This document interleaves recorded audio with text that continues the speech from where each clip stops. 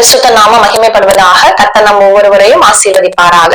இன்றைக்கு நாம் தியானிக்கும்படியாக லூக்கா எழுதின சுவிசேஷம் அதிகாரம் 18 வசனங்கள் 36 மற்றும் 37 நாம் வாசிக்கலாம்.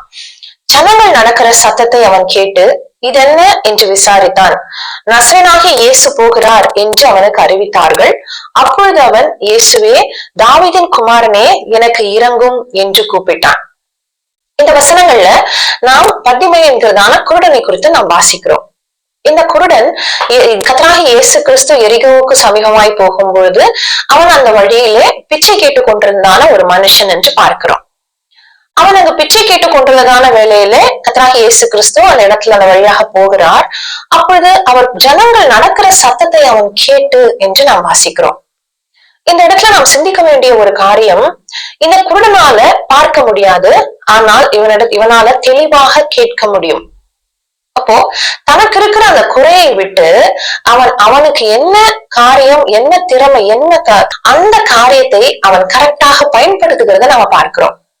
நம்முடைய வாழ்க்கையிலும் கூட நம்மளால சில காரியங்களை செய்ய முடியும், சில காரியங்களை நம்மளால செய்ய முடியாது. சில காரியங்களை செய்யறதுக்கான திறமை, தாளந்து நமக்கு இருக்கும், சில காரியங்களை நம்மளால செய்ய முடியாது. அப்போ நம்மளால என்ன முடியலையோ அதை பத்தி நம்ம ஃபீல் பண்ணிட்டு இருக்கிறத விட்டு நம்மளால என்ன முடியுது, கர்த்தர் நமக்கு என்ன தாளந்துகள் தந்திருக்கிறாரோ அதை அவருடைய நாம மகிமைக்காக நாம் பயன்படுத்த வேண்டியது அவசியமா இருக்கிறது. அடுத்த ஜனங்கள் நடக்கிற சத்தத்தை கேட்டு இது என்ன என்று அவன் விசாரிக்கிறான். கேட்டு அவன் இது என்ன என்று விசாரிக்கிறான். நாமும் கூட விசாரிக்க வேண்டும். கர்த்தரை குறித்து விசாரியுங்கள் என்று வசனம் சொல்லுகிறது. கர்த்தரை குறித்து நாம் விசாரிக்க வேண்டும். அடுத்த வசனத்துல நசரேயனாகிய இயேசு போகிறார். அவன் இது என்ன என்று கேட்டபொழுது ஜனங்கள் சொல்லுகிறார்கள், நசரேயனாகிய இயேசு போகிறார் என்று சொல்லுகிறார்கள். உடனே இந்த குருடன் சொல்லுகிறத பார்க்கிறோம். உடனே அவன், இயேசுவே, தாவீதின் குமாரனே, எனக்கு இரங்கும் என்று சத்தமிட்டு கூப்பிட்டான். அவர்கள் என்ன சொன்னார்கள்? நசரேயனாகிய இயேசு போகிறார். இவன் என்ன அறிக்கை எடுகிறான்? இயேசுவே, தாவீதின் குமாரனே என்று அறிக்கை எடுகிறான். அப்ப இந்த வசனத்துல பார்க்கும் பொழுது அவனுக்கு உள்ள ஒரு விசுவாசம் காணப்படுகிறது. என்ன விசுவாசம்? இந்த நசரேயனாகிய இயேசு தாவீதின் குமாரன், இந்த தாவீதின் குமாரன் எனக்கு சுகமளிக்க வல்லவர். இந்த தாவீதின் குமாரனால மட்டும்தான் எனக்கு சுகம் கொடுக்க முடியும், எனக்கு பார்வை அளிக்க முடியும் என்கிறதான ஒரு விசுவாசம் அவனுக்குள்ள இருந்ததை நம்ம பார்க்கிறோம். அந்த விசுவாசத்தின் நிமித்தம் தான், அந்த விசுவாசத்தினாலதான் அவன் சொல்லுகிறான், இயேசுவே, தாவீதின் குமாரனே, எனக்கு இறங்கும். ஏன்னா நீங்க இறங்கினாதான்ப்பா எனக்கு விடுதலை, நீங்க இறங்கினாதான் எனக்கு சுகம், நீங்க இறங்கினாதான் எனக்கு பார்வை. இப்படிப்பட்டதான அந்த காரியம் அவனுக்குள்ள இந்த விசுவாச நிமித்தம் அவன் அப்படியாக அவரை நோக்கி கூப்பிடுறதை நம்ம பார்க்கிறோம். அவன் இப்படி கூப்பிட ஆரம்பிச்ச உடனே என்ன நடக்குது? அங்கே முன் நடப்பவர்கள் எல்லாரும் என்ன சொல்றாங்க? அவன் பேசாமல் இருக்கும்படி அவனை அதட்டினார்கள் என்று பார்க்கிறோம். அவனிடத்துல அவன் பேசாமல் இருக்கும்படி சொன்னார்கள் என்று கூட இல்ல, அவன் பேசாமல் இருக்கும்படி அவனை அதட்டினார்கள் என்று பார்க்கிறோம். அதட்டக்கூடிய யாரு வேணாலும் அவனை அதட்டலாம், யாரு வேணாலும் அவனை திட்டலாம். ஏன்னா அவனால யாரையுமே பார்க்க முடியாது. யார் என்ன திட்டுறாங்கிறத கூட, யார் அதட்டுறாங்கிறத கூட அவனால பார்க்க முடியாது. அப்படிப்பட்ட ஒரு நிலவரத்துலதான் அவன் காணப்படுகிறான். அப்போ யாருமே கேட்கறதுக்கு ஆள் இல்ல. அந்த மாதிரி சூழ்நிலையில தான் அந்த குருடன் இங்க காணப்படுகிறான். இதே சூழ்நிலையில நம்ம யாராகிலும் இருப்போமானால் நமக்கான வார்த்தை இதோ வருகிறது. நாம் அப்படிப்பட்ட நிலவரத்தில் இருந்தாலும் நாம் வருத்தப்பட வேண்டியதில்லை. நாம் கூப்பிடுகிறவர், நாம் ஒருவர் இருக்கிறார். அவரை நோக்கி நாம் கூப்பிடும் பொழுது அவர் நம்ம என்ன செய்வார் தெரியுமா? ஜனங்களை விட்டு என்னிடத்துல அவனை கொண்டு வாருங்கள் என்று அந்த குருடனை அவர் அண்டைக்கு, ஜனங்களை விட்டு அவர் அண்டைக்கு அவனை கொண்டு போனதை நம்ம பார்க்கிறோம். அப்படியாக இந்த குருடன் இவர்கள் எல்லாம் அதட்டினாலும் என்ன தெரியுமா வசனம் சொல்லுகிறது? அவனோ தாவீதின் குமாரனே, எனக்கு இரங்கும் என்று மிகவும் அதிகமாய் கூப்பிட்டான் என்று பார்க்கிறோம். அப்படிப்பட்டதான எந்த தடையுமே அவன் பொருட்படுத்தவே இல்லை. தன்னை அதட்டுகிறவருடைய சத்தத்தை அவன் கேட்கவே இல்லை.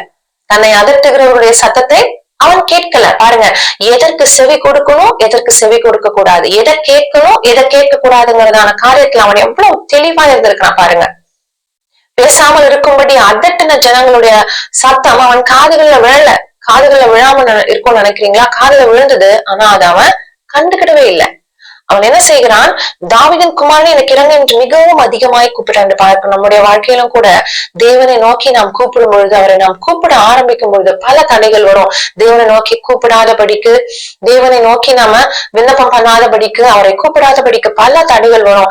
அந்த தடைகளை எல்லாம் நம்ம தாண்டி தேவனை நோக்கி இன்னும் அதிகமாய், தடைகள் வரும் பொழுது இன்னும் அதிகமாய் நம்முடைய காரியத்தை, நம்முடைய ஜெபத்தை நம்ம அதிகப்படுத்தும் பொழுது, இன்னும் அதிகமாய் நாம் தேவனை நோக்கி கூப்பிட ஆரம்பிக்கும் பொழுது, அடுத்த வசனம் சொல்லுகிறது, இயேசு என்ன செய்தார்? நின்று வழி அப்படியே போய் கொண்டிருக்கிறவர் நிற்கிறார். இவனுடைய கூப்பிடுதல் இயேசுவை நிற்க வைக்கிறது. இவனுடைய கூப்பிடுதல் இயேசு நார்மலா என்ன ஒர்க் பண்ணிட்டு இருக்காரோ அந்த ஒர்க்ல இருந்து அவரை ஸ்டாப் பண்ணுது. அப்போ யார் ஒருவன் தேவனுடைய அட்டென்ஷன் தன் பக்கமாக திரும்பணும்னு நினைக்கிறானோ அவன் இயேசுவை அதிகமாய் கூப்பிட வேண்டும் என்று நாம் இதுல தெரிந்து கொள்ளுகிறோம். தேவனுடைய அட்டென்ஷன் உங்களுக்கு வேணுமா? தேவன் நின்று உங்களை திரும்பி பார்க்கணும்னு நினைக்கிறீங்களா? தேவனை நோக்கி கூப்பிடுங்க. தடைகள் வந்தாலும் இன்னும் அதிகமாய் தேவனை நோக்கி கூப்பிடுங்க. கர்த்தர் நிச்சயம் நின்று நம் பக்கமாய் அவர் திரும்ப, அவரோட அட்டென்ஷன் நம் பக்கம் திரும்பும். என்ன சொல்கிறார்? கிட்ட வந்த போது அவனை தம்மிடத்தில் கொண்டு வரும்படி சொன்னார். நின்று திரும்பி அவனை தம்மிடத்தில் கொண்டு வரும்படி சொன்னார். ஏன்னா அவனால வர முடியாது. தேவன் நம்முடைய எல்லா பலவீனங்களையும் அறிந்தவர். நம்மால் என்ன செய்ய முடியும், என்ன செய்ய முடியாதுங்கிறதெல்லாம் அவருக்கு தெரியும். அப்படிப்பட்ட ஒரு கரிசனையுள்ள தேவனை தான் நம்ம ஆராதித்துக் கொண்டிருக்கிறோம். அப்ப அவனை அவரிடத்துல கொண்டு வராங்க. கொண்டு வரும்போது அவர் கேட்கிறார், உனக்கு என்ன செய்ய வேண்டும் என்று இருக்கிறாய்? நான் உனக்கு என்ன செய்ய வேண்டும் என்று இருக்கிற அதே அந்த கர்த்தர் நம்ம இடத்துல கேட்கிறார். நம்ம எப்போ அவரை நோக்கி கூப்பிடுறோமோ, அதிகமாய் நம்ம கூப்பிடுறோமோ, தடைகளை பொருட்படுத்தாம தேவனை நம்ம அதிகமாய் கூப்பிடும் பொழுது அவர் என்ன பண்றாருன்னா, உனக்கு என்ன செய்ய வேண்டும், நான் உனக்கு என்ன செய்ய வேண்டும் என்று இருக்கிறாய் என்று அவர் நம்ம பார்த்து கேட்பார். அப்ப நம்முடைய காரியங்களை நம்ம இடத்துல சொல்லும் பொழுது கர்த்தர் அவனுக்கு சொல்லுகிறார், என்ன சொல்லுகிறார்? நீ பார்வை அடைவாயாக, உன் விசுவாசம் உன்னை ரட்சித்தது. இதெல்லாம் எதுவும் தேவனை நோக்கி கூப்பிடுதல் எல்லாம் எதுல ஆரம்பிக்குது தெரியுமா? நம் விசுவாசத்தோட அறிக்கையிடுதல இருந்து ஆரம்பிக்குது.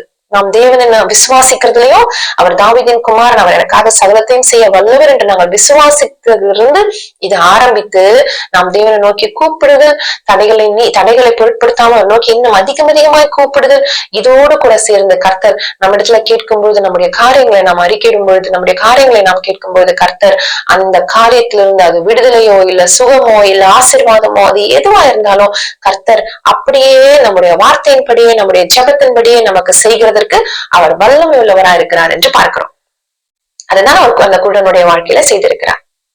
அப்படியாக கர்த்தரை நோக்கி விசுவாசத்தோடு கூப்பிட, தடைகளை தாண்டி அதிகமாய் தேவன் நோக்கி கூப்பிட, அவர் அட்டென்ஷனை நம்ம பக்கம் நம்ம திருப்ப கர்த்ததாமே நமக்கு கிருபை செய்வாராக. ஜெபிக்கலாமா? அன்புள்ள தகப்பனே, உம்மை துதிக்கிறோம், ஸ்தோத்திரிக்கிறோம், உம்முடைய கரத்துல எங்களை ஒப்பு கொடுக்கிறோம். ஆண்டவரே, அந்த குருடனை போல தாவீதின் குமாரனே எனக்கு இறங்கும் என்று அதிகமா நோக்கி கூப்பிடக்கூடிய கிருபை எங்களுக்கு தாரும், விசுவாசத்தை தாரும்.